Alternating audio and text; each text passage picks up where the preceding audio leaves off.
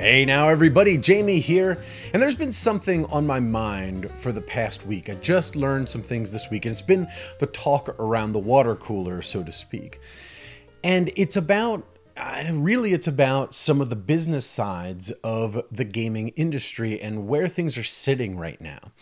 And there's been some fantastic news that came out this week, two separate times this week, that I was aghast by what I saw. And first, I want to talk about Games Workshop. Now, if you listen to our podcast, you know that I happen to love Games Workshop and their products. I really am into the games. Warhammer 40,000, Necromunda, Shadespire. I just love the games that they produce. And if you're not familiar with the company as much, they're a miniatures gaming company. And years ago, they didn't have the best reputation in the world, so to speak. Back when I started playing miniatures games, Games Workshop was the first game that we ever picked up. We picked up Warhammer Fantasy Battles. It was Tony and Jesco and Steve and I. We all played Warhammer Fantasy Battles probably for about 2 years. And when we started in with this game, it was right around the time that Privateer Press was just coming onto the scene, and they were a disruptive force in the whole miniatures gaming scene because at that time, Games Workshop had somewhat of a poor reputation. And since then, even, they had. They kind of stuck inside their own little bubble, and they designed games and the way that they would release games. And then sort of their public attitude just didn't really set well with gamers. You know, there was a time on Board Game Geek where, Board Game Geek, they'll have files for all sorts of different games. They'll put rule books up, rule summaries, player aids, all sorts of different things. And there was a time when Games Workshop went in and said, hey, listen, we don't want you to do that. Cease and desist, take all the content down from our games, including games that were out of print. And that kind of furthered this whole poor attitude towards Games Workshop in the community. Well, now, a few years ago, Games Workshop decided, hey, listen, Privateer Press is kicking us. There's 1,000,001 Kickstarters out there that just have miniatures coming out of everybody's eyeballs, and we got to do something about this. And our methods of business are just not working anymore. Their stocks were down. And they replaced their CEO. And since that moment, Games Workshop has completely had a major paradigm shift in how they do business. And it couldn't be more awesome. They have a community set up now. Before they didn't really have community. They didn't even talk to anybody. But now they have a community website. And they have Twitch streams where they stream their games and talk about them. Almost like you're watching a World Series of Poker where they have commentators talking about the games being played. And this is where the space is. This is where gaming is going. This is where society is going. We love streaming. We love video. We love seeing. We love hearing. And they're embracing that now with this Warhammer community. As a matter of fact, they even, when they put out books, like they're saying, next year we're going to put out the new General's Handbook, so to speak. And what do you guys, the community, want to see in this book? And people give their feedback, and they take that data and they use it. Now, of course, they have to be the arbiters of what's good business and what's good gaming because they're making these games, right? But they take that data, they ask, and they use it.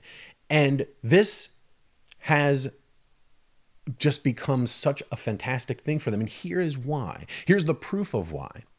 Just this week, we saw that Games Workshop is the #1 best performing stock on the London Stock Exchange of all year. And this is everybody on the London Stock Exchange. We're talking like mining companies and products and, real mainstream things. Games Workshop is the best performing. And as a matter of fact, the data is astounding. You won't even believe your eyes when you see this data. Their profits have gone from 13.8 million pounds to 38 million pounds. Seriously, they've had that much of an increase because of this paradigm shift, because of these new products that they're bringing out. They're bringing out products for new gamers. They're targeting towards board gamers. They're trying to diversify their market. They're bringing out products that are good starter games like, Warhammer 40,000. It's a big, heavy, complex game, but they have boxes that are so easy to get into. The First Strike box, the No Fear box, and the miniatures are easy to assemble, so you don't have to be a crazy hobbyist miniatures gamer to really get into this game anymore. And all of these decisions that they've made are reaping the benefits for them. And switching off of Games Workshop for a moment, let's talk about Dungeons and Dragons. Let's talk about the Wizards of the Coast and what they have done with D&D 5th edition. Back when 4th edition came out, they've even admitted, some of the devs have admitted that they were trying to capture the World of Warcraft market, the online MMO market, and they designed that game kind of to cater to those people. And the gamers that were used to D&D the way D&D is meant to be played weren't into it. I didn't like it. Hey, listen, my buddy Jesco from our Lords of the Dungeon show, he loved it. He thought it was great. He's also an MMO player. So they kind of targeted the right people, but it just didn't work. It didn't fit. D&D 5th edition came out and it set the world on fire. It went crazy.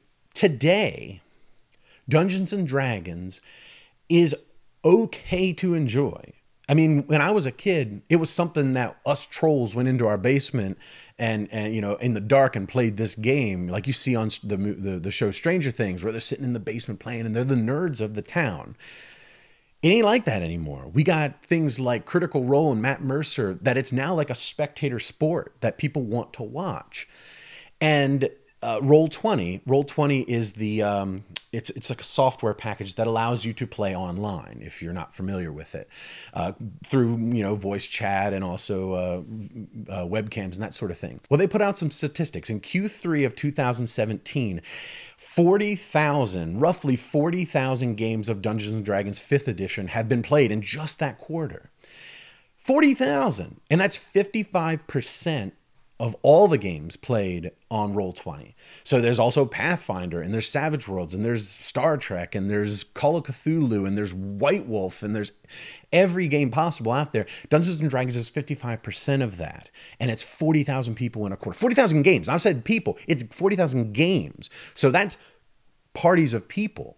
So that's like, what, times 5 of that is the number of people being played? I'm not sure. I can't remember the data on that one, but it's amazing. It is amazing how many people are playing these games now.